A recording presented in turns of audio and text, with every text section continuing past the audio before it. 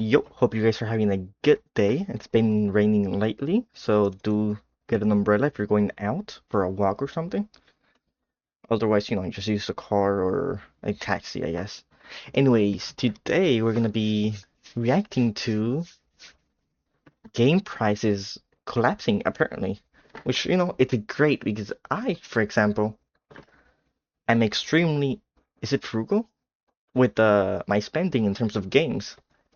Always get Steam keys on discount. Usually you can get them for like 30 to 40% off, or just wait for a Steam sale.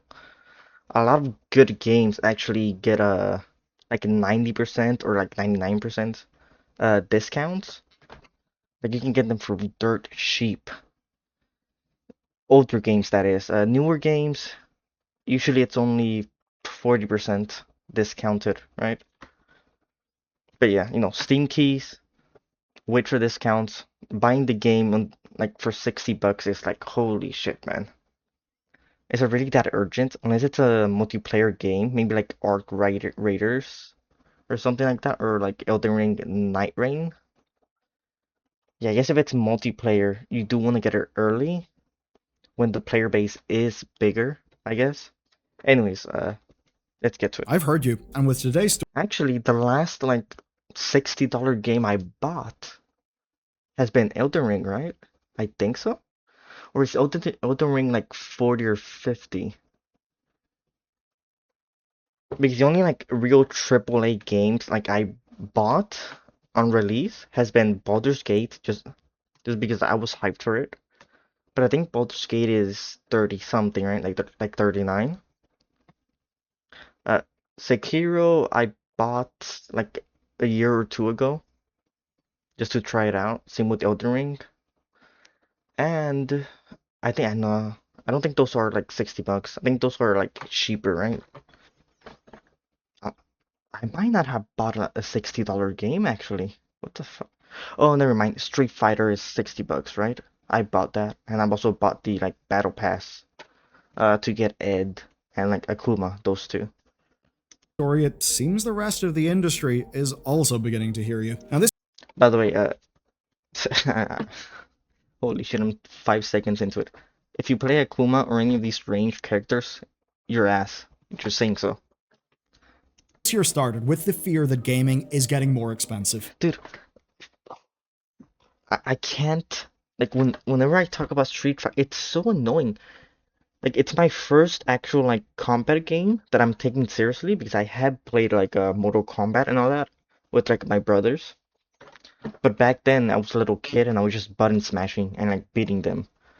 Now that I'm actually like trying to play the game as someone who like knows games, it's so dumb that they don't have like a resource for ranged attacks. Like there's a lot of times where like let's say I want to play someone who doesn't have one, like a Jamie or I don't know, the sumo guy. How do you beat her like someone like, just spamming ranged? Like you can drive, what's it called? Hit or whatever. You can parry and just stall it until they get to you. But sometimes it's like 1 minute just they're like parrying. And they just don't get bored of it. They just keep spamming range. It's holy shit, man. Microsoft and Nintendo pushed the ceiling to $80. Like I'm not in high elo, so I'm guessing this is just like noob elo gaming. But it feels awful. Like how does a normal player like me who's starting a game play against that kind of like gameplay? And they're like, oh yeah, I want to keep going. Like it's no wonder like the fighting games like community is kind of like smaller when you have to like overcome that big obstacle. An impossibly high ask, especially as everything else has got more and more pricey. But elsewhere in the industry, something quieter is happening. And it's this: the games that you are actually buying, well, we've got the data about them. And as it turns out, they're getting Okay, this is a bit of a fake data, right?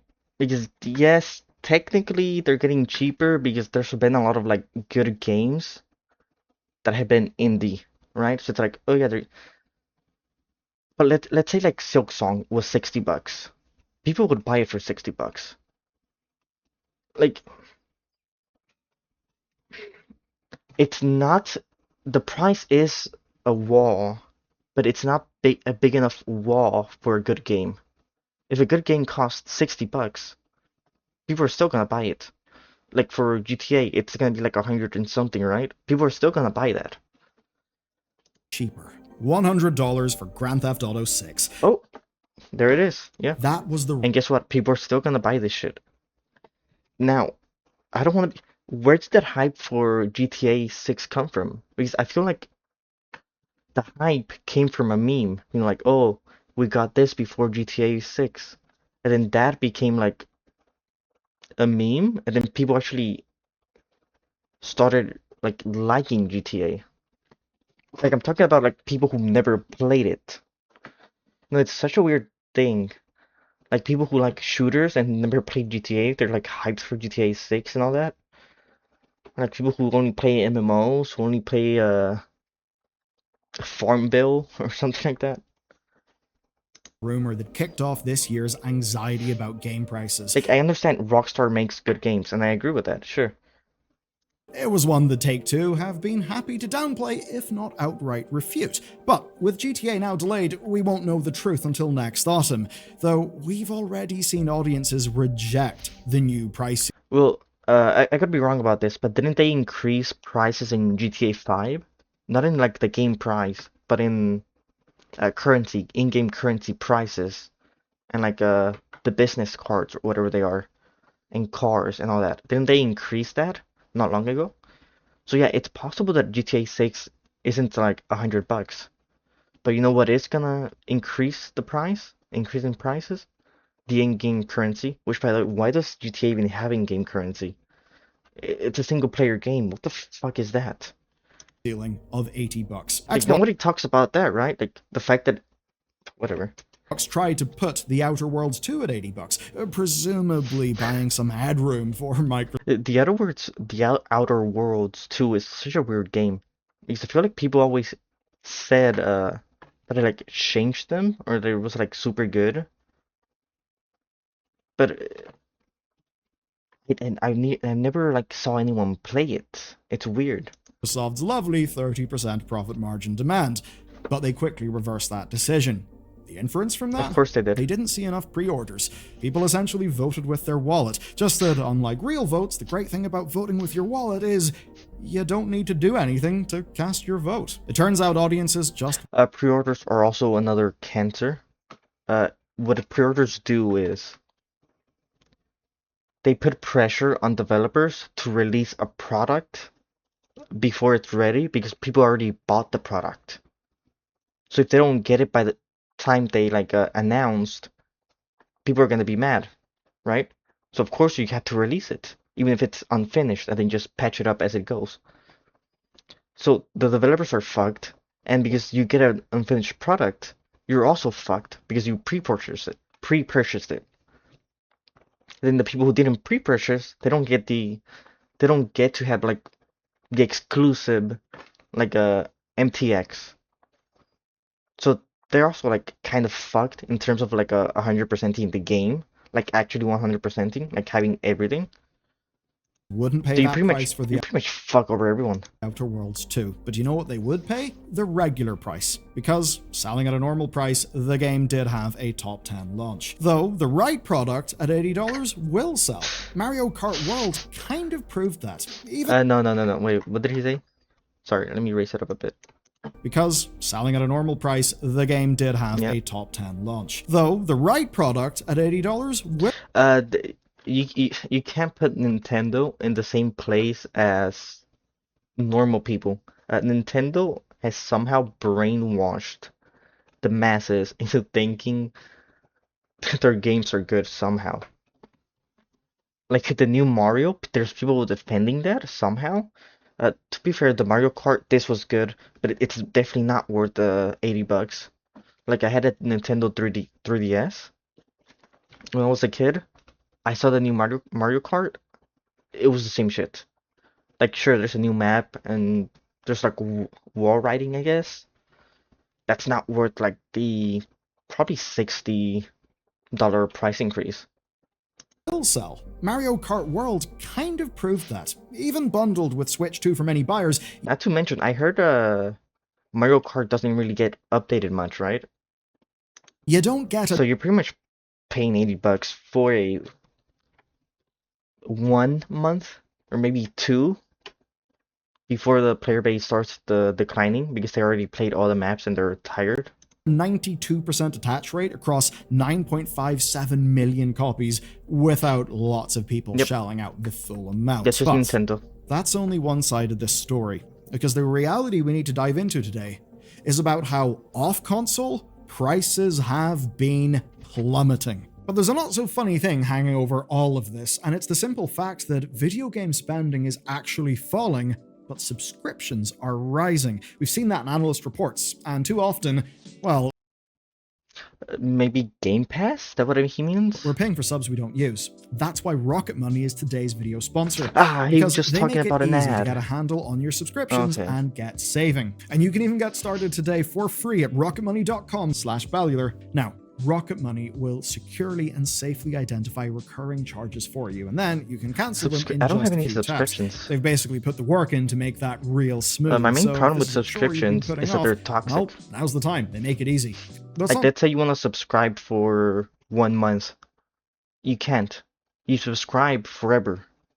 So after that 1 month, you have to go and cancel it or put it on pause. just that. That's my Rocket main Money will problem also with them. help you with bill negotiation. You simply upload your bill and they will be able to help. And trying to like pause them or cancel them is so cancerous to do. It's hidden behind like 20 pages. For a personal example, whenever my internet went Like, to Twitch its is one of them. contract price, I was able subscribed to one renegotiate channel on a Twitch speed for like a upgrade month. and also I thought. half my monthly bill. I But here's come the thing, back like I was overloaded a with year paperwork, later, and I'm I still actually did that subscribed. negotiation Why? late. And by doing it late, I basically wasted a bunch of money. So Like, that with the just likes of pissed me Rocket off. Money being able to help, you can actually go and make progress in those things. Actually, it way wasn't a year. It more was like easily. 6 months. And that is the huge value of Rocket Money. They make it all easy. They've canceled over $500 million of subscriptions. They've helped save customers up to $740 a year when using all of their app's premium features. They've other great tools beyond what I've mentioned, so if you Custom want to spend savings, less sure. and save more, which, sounds pretty good to me, you can join the over 5 million Rocket Money members using rocketmoney.com/Ballular, or just by clicking the link down below. You can get started for free, play Hey, if around, you have some trouble fun, with the save some money, and then subscriptions, unlock more some features reason, with premium, and that's yeah, go get it, I rocketmoney.com/Ballular News. If you've bought a game on Steam in the last 18 months, you probably paid $20 or less. In fact, you've probably Let's see. Yes. I got one for $1. I got one for $4. Yeah. been paying less since 2023. Again, I'm actually a rare case because I do wait for discounts. And when I say I wait for discounts, I'm talking about like 50% discount, 50 plus, and I'm considering buying the game. Less than that, and it's like it's not a true discount, right? Than you did from 2020. Now, what are these numbers? Well, these numbers are from the research of Simon Carlos, who runs the excellent Game Discover Co. newsletter. He tracked average and median prices for the top 50 new monthly games on Steam during that period of the time, average. ranked by copy sold, and you're looking at the graphs now. We see a median price as low as $10, as high as $20, with averages between $16 and $29. Shocker, Steam users are thrifty people who like deals. We probably didn't Nice. need this much analysis to work that out, but that's not where I'm ending. There's also another fact, and that's that there's a lot more games coming out, and it's not like just a lot more games. There's actually a lot of more good games. So you're not gonna be spending $60 on like 5 games, right? You're just gonna wait, and you'll play them when they're cheaper, like I'm doing. I haven't bought Expedition. I don't care if it's only like $40 or so. I'm gonna wait until it's like 10. Fuck Here's that. where things get truly interesting. From February 2023 to October 2025, the average amount of money spent on a best-selling game Yeah. went down by 2%. The median, though, it went down by 20%. That means that more games are selling at a lower price. And whenever Carlos took a look at the revenue earned, the trend actually held. Now, in theory, that should favor more expensive games. They generate more revenue per sale. But even No. there, the median dropped from $23.70 The costliest games are actually the free ones because they pack them with microtransactions for everything. cents to $20.35. That's about 14% of a drop.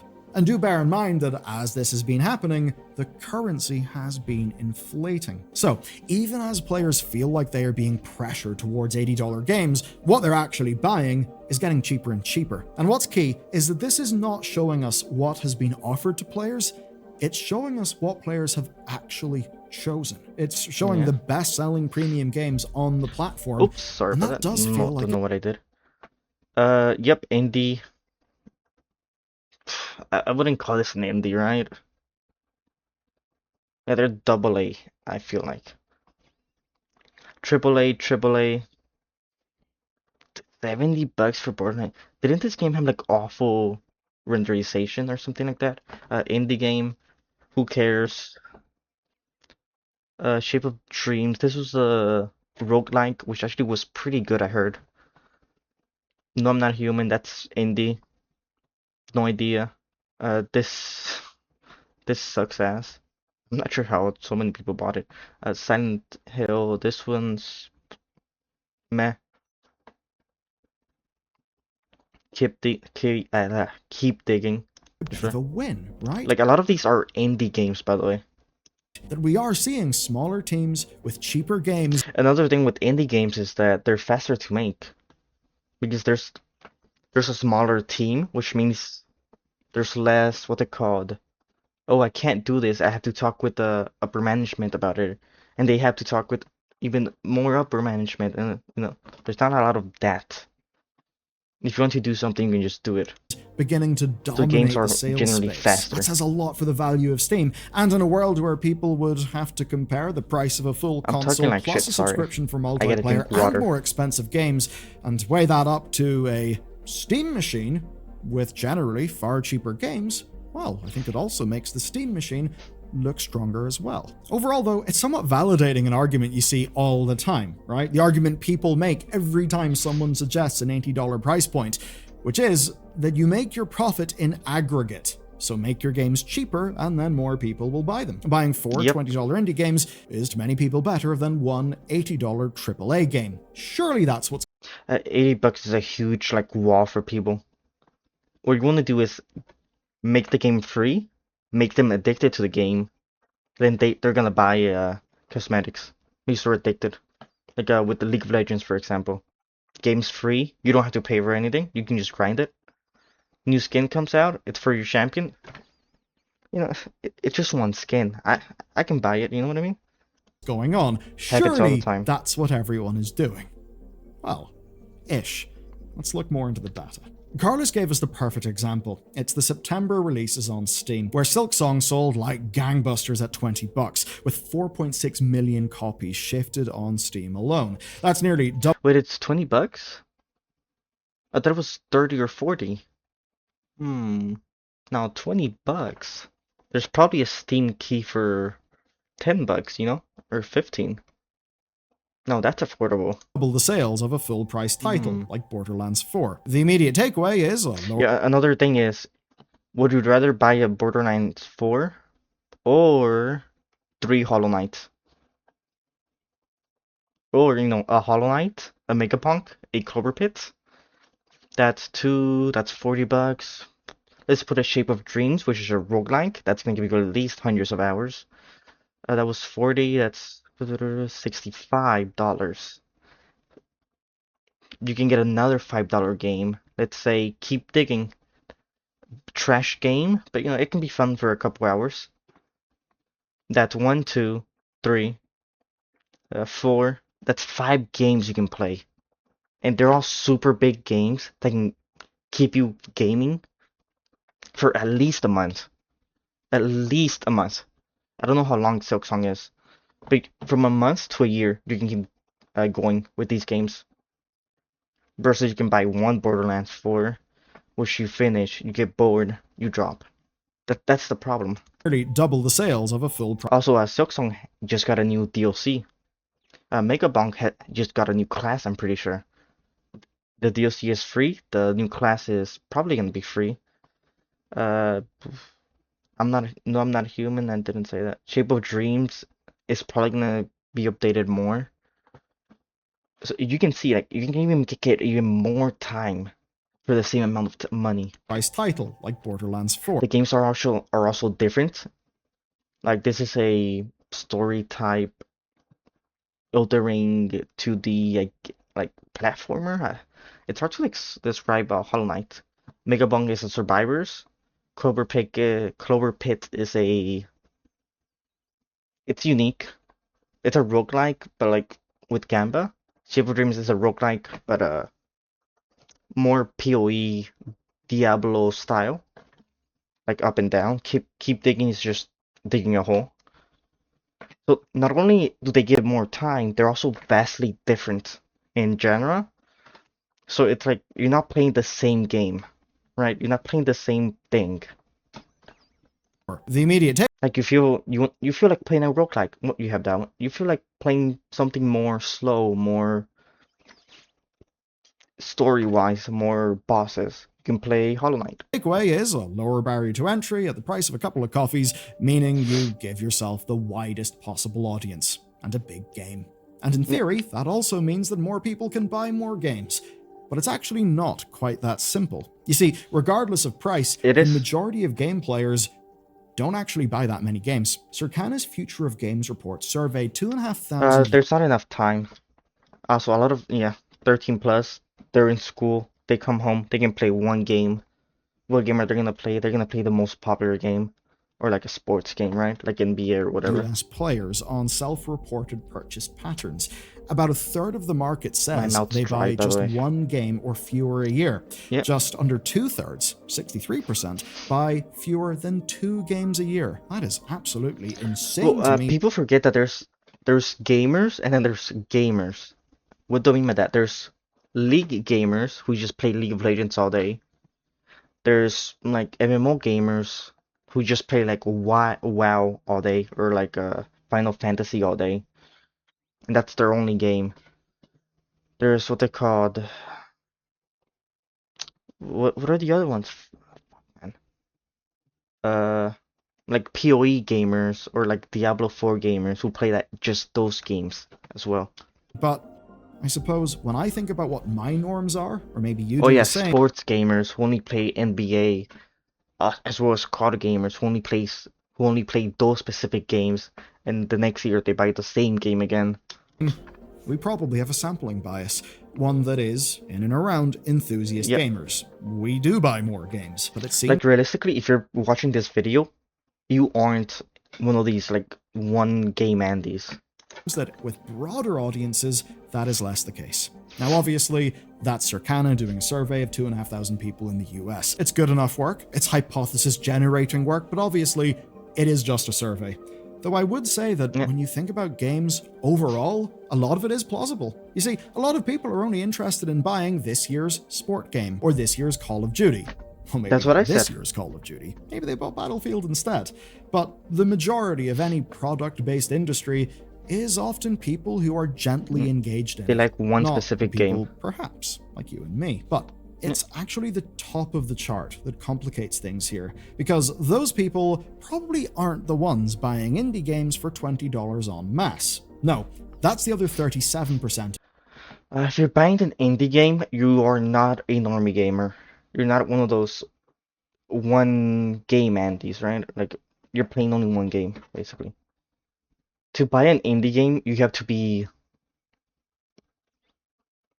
you have to be interested in gaming as a whole, right? You're not gonna go to Steam, click an indie like Megabunk and be like, oh, I want to play this. No, you're just gonna go to like COD or whatever and just keep playing that, right? Of people, but even that 37% is quite stratified. 22% say they buy a game every 3 months. That's 4 games a year, and that adds up with Valve's own data. Yes, Valve's own Basically, the only people who should actually have like $70, $80 prices or like NBA, uh, NFL, whatever the soccer one is, COD, those type of games, because people are gonna buy that just to buy it. Data suggests that users right? played Is that only what he's 4 gonna say? games on Steam on average in 2023 and 2024. A further 10% buy a new game monthly, which is, of course, great for an industry releasing thousands of games a year. But we need to put this in perspective. It's of course Wait, great for an less often than once a year. Wait, so you buy a game less often than once? So 0.5? I'm guessing this means like you buy one every 2 years, right? industry releasing thousands of games a year. But we need to put this in perspective. If you bought Silksong and any other game in September, 2 games in 1 month, then you are You don't have only time. 4% of the games market. That's kind of wild. And even if we're allowed to some swing and fuzziness because a survey is only as good as the survey, the point I think still does stand. And of course, it's a point that we do see in a lot of other things as well. Take whaling, right? Whaling and free-to-play games where the majority of the revenue does come from a very small strata of that game's player base. And when we Yep. see data like that, I think we begin to understand why all of those publishers and indie devs moved their releases away from Silksong, or of course, away from GTA 6. And in the Did they? case of the indies, it would especially be because most of those indies are at the same I guess they kind of did, huh? They moved away from, yeah. The month or like week Silksong released, yeah. That was pretty much the game that I saw. price point or cheaper than Silksong. So if you're releasing against Silksong, a game with massive cut through to enthusiast audiences, if you're releasing against that, then, well, you're betting on the 4% of the market turning up that does actually Nah. You can release like a COD or like NFL, like those type of games, and people are still gonna buy that. But I understand what he means, where it's like you're competing against the COD, the more like the people who are actually into gaming as a whole, not just like one game.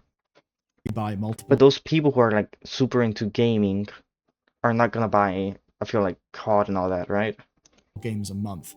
That doesn't really seem like a great strategy, does it? And here's the kicker. What if I told you there's Actually, maybe another they layer? will. You see, this chart does not distinguish between new games and already released games that are on sale. Every time someone buys a game that's been out for 6 months, they're probably not buying a new game that month to go along with it, regardless of price. So, Yeah. more people aren't buying games, even as prices keep trending down. Now, if that is the case, as a bunch of this data suggests, well, why then are audiences feeling like they are constantly being asked for more and more? When people are asked to pay $80 or $70 for a video game, Nintendo, Microsoft, or Sony are basically banking on a fairly simple principle that the people who actually have money will That they have a name big enough or like an IP big enough that people don't care about giving them money. That's pretty much all Nintendo does. Yes, we released this shitty Pokemon game. Well, it's Pokemon. You guys wanted Pokemon, right? You like Pokemon? Buy it. spend it regardless of anything else that's going on. Essentially, they're betting on it being a premium product with inflexible demand. That is why marketing teams target those people. That's why those absurd collector's editions exist, right? The people who absolutely fuck love is games this? and have money. They're the people these companies can count on. The games industry basically thrives in people who can spend without thinking about it, which has always been the case.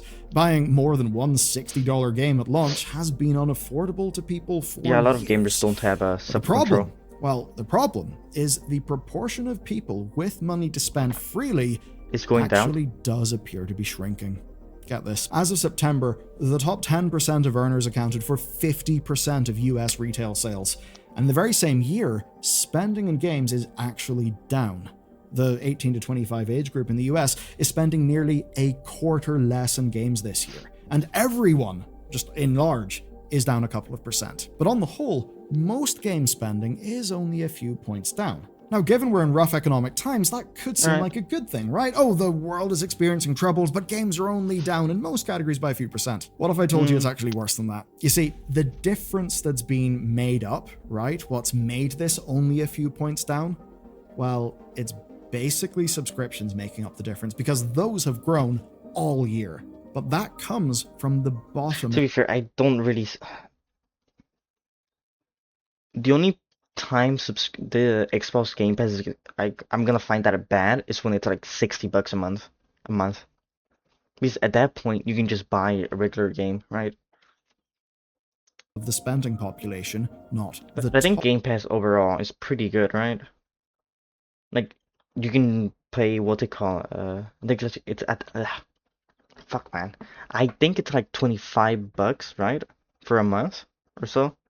And you can try hundreds of games. I think it's yeah Right? that It sounds comes from nice. people who are seeking more and more value for their increasingly limited dollars, whilst also spending less and less on premium games. And I think that is the big tension that people are feeling. We're in a situation where game marketing and traditional big games are basically out of reach to most of the audience, more so than perhaps ever in recent memory. But the Especially anything Nintendo. If you want to play any Nintendo game, you have to buy a Switch. Uh, you also have to buy the game versus, by the way, and you can only play Switch games there. So it's like you're pretty much cut out from any other type of games that aren't Nintendo. Well, I guess that's a lie because I think you do have Hollow Knight there, right? Silksong and a couple more. But it's like you're pretty much whatever. companies haven't changed how they talk to players I'm not as a even whole. gonna talk about Nintendo. What a shitty company. A lot of the market has changed underneath those companies, but it's not really like it seems they've really changed their comms to match. And that is leading to people feeling ignored. It's leading to people facing demands that they cannot meet. And that's because the companies that used to be targeting them are now not targeting them. They are targeting someone with more disposable income. Sure. And that's a tough change to. It doesn't matter because at the end of the day, this is mostly the shitty AAA companies, right? I can't remember the last time I bought like a AAA game. I guess Sekiro can be considered AAA, right? And Elden Ring, but that's about it. Like, But by sure, they can contrast, target the them. $20 I don't games care. on Steam are changing. Individual indie developers are watching game prices creep lower and lower, and they're just hoping that they will get enough sales to succeed because they cannot afford to price higher and risk player blowback. Now, we're not quite at the mobile game space, where developers basically can't afford to price games as premium products anymore, but we are seeing a shift in how games are sold. And what that may lead to may not be great for all of us. Because if you can't ask players for more than $25 without facing comparisons to Silksong, then you may start having to scope your development very differently indeed. And that means that some traditional games. Yeah, make the team smaller. Like you don't need like 100 people to make one game. Like come on, man. Like how many employees does Diablo 4 have? And that shit's dog shit. Simply would be out of reach. It could also mean that we do feel more and more nickel and dimed.